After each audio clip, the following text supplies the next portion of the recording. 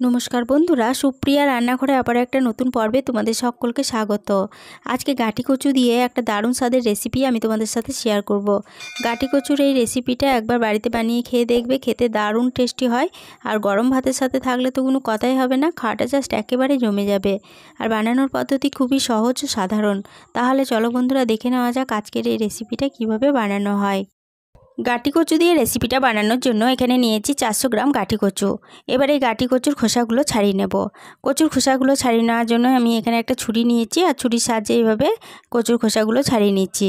আমি এখানে ছুরি ব্যবহার করেছি, তবে তোমরা চাইলে চামচের পিছন দিক অথবা বটির সাহায্যে এই খোসাগুলো ছাড়িয়ে নিতে পারো। একটা গাঁটি কচুর খোসা ছাড়িয়ে নেওয়া দেখিয়ে দিলাম, আর এইভাবে সমস্ত গাঁটি কচুর খোসাগুলো ছাড়িয়ে নিয়ে আবারও দেখাচ্ছি। সমস্ত গাঁটি কচুর খোসাগুলো ছাড়িয়ে নেওয়া হয়ে গেছে। এবারে এই কচুগুলো কেটে নেব। আমি ছুরির সাহায্যে কচুগুলো যেভাবে কেটে নিচ্ছি, সেই একইভাবে তোমরা কিন্তু চাইলে বটির সাহায্যেও কেটে নিতে পারো। প্রথমে দুভাগ করে কচুগুলো কেটে নিলাম, এরপরে আবারও মাঝে একটা ভাগ দিয়ে কেটে নিচ্ছি। আর এইভাবে সমস্ত কচুগুলো কেটে নিয়ে আবারও দেখাচ্ছি। সমস্ত গাঁটি কচুগুলো কেটে নেওয়া হয়ে গেছে। এবার কচুগুলো এখান থেকে তুলে নিয়ে জল দিয়ে ভালোভাবে ধুয়ে নেব। সমস্ত কচুগুলো জল দিয়ে ভালোভাবে ধুয়ে নিয়েছি। এবার এই কচুগুলো একটা সাইডে সরিয়ে রাখছি।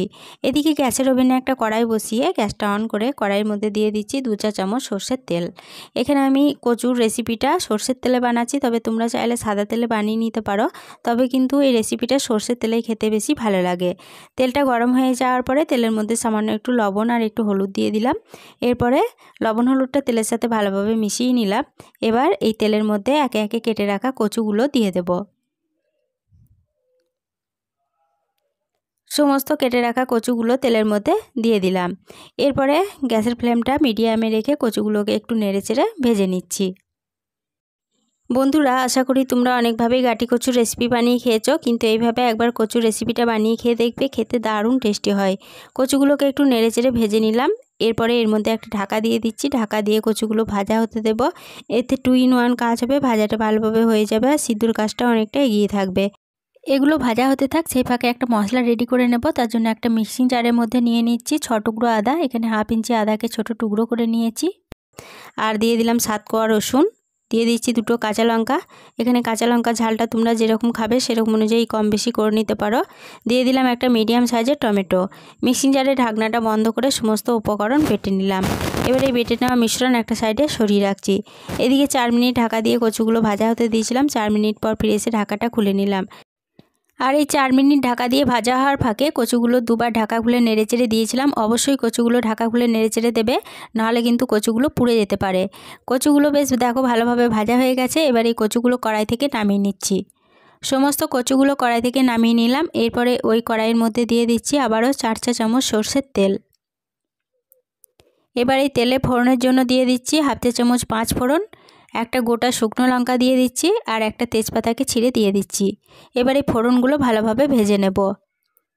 ফোড়নগুলো ভালোভাবে ভেজে নেওয়ার পর ফোড়ন থেকে যখন একটা সুন্দর গন্ধ বেরোতে শুরু করেছে, তখন এর মধ্যে দিয়ে দিচ্ছি একটা বড় সাইজের পেঁয়াজ কুচি। এবার এই পেঁয়াজ কুচিগুলোকে বেশ কিছুক্ষণ সময় ধরে নেড়েচেড়ে ভেজে নিচ্ছি।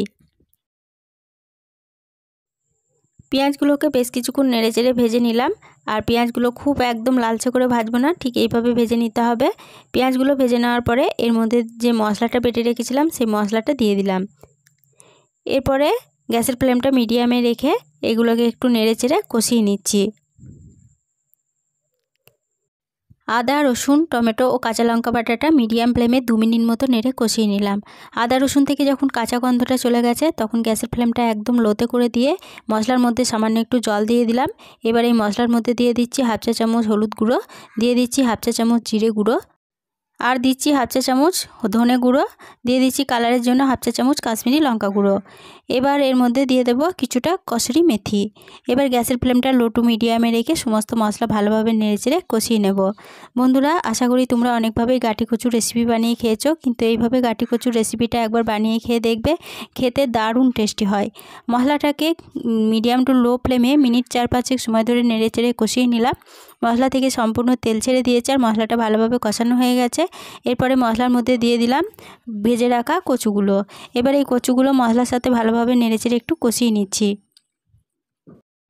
মশলার সাথে কচুগুলোকে 1 মিনিট মতো নেড়ে কষিয়ে নিলাম।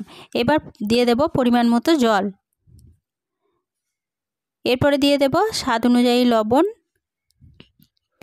আর স্বাদের ব্যালেন্সের জন্য দিয়ে দিচ্ছি 1/2 চা চামচ চিনি। এবার এই সমস্ত উপকরণ খুব ভালোভাবে নেড়েচেড়ে মিশিয়ে নেব। সমস্ত উপকরণ ভালোভাবে নেড়ে মিশিয়ে নেওয়া হয়ে গেল।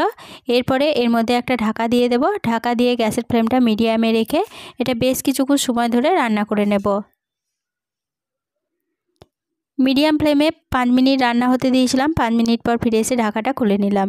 ঢাকাটা খুলে নেওয়ার পরে আবারও তরকারিটা একবার ভালোভাবে নেড়েচেড়ে নিয়ে কচুগুলো ভালো মতো সিদ্ধ হয়েছে কিনা একটু চেক করে নেব। কচুগুলো দেখো খুব ভালো মতো সিদ্ধ হয়ে গেছে। এবার এই তরকারির মধ্যে দিয়ে দেব সামান্য একটু গরম মশলার গুঁড়ো, আর দিয়ে দিচ্ছি 4টে চেরা কাঁচা লঙ্কা। এখানে অর্ধেকটা পাতিলেবু কেটে রেখেছিলাম, সেই পাতিলেবুর রসটা দিয়ে দিচ্ছি, কেননা কচু খেলে অনেক সময় অনেকে গলা চুলকায়। এভাবে পাতিলেবুর রসটা দিয়ে দিলে গলা একদমই চুলকাবে না। পাতিলেবুর রসটা দিয়ে দিলাম। এরপরে সমস্ত উপকরণ কচুর সাথে ভালোভাবে নেড়ে মিশিয়ে নিয়ে গ্যাসের ফ্লেমটা বন্ধ করে দিয়ে ঢাকা দিয়ে তরকারিটা আরও 5 মিনিটের জন্য স্ট্যান্ডিং টাইমে রেখে দিয়েছিলাম। 5 মিনিট পর ফিরে এসে ঢাকাটা খুলে নিলাম। কচুর তরকারি পরিবেশনের জন্য একদম রেডি হয়ে গেছে। আজকে রেসিপিটা প্রথম থেকে শেষ অবধি দেখার জন্য তোমাদেরকে অসংখ্য ধন্যবাদ। রেসিপিটা ভালো লেগে থাকলে প্লিজ লাইক, কমেন্ট ও সকলের সাথে শেয়ার করে দিতে ভুলো না।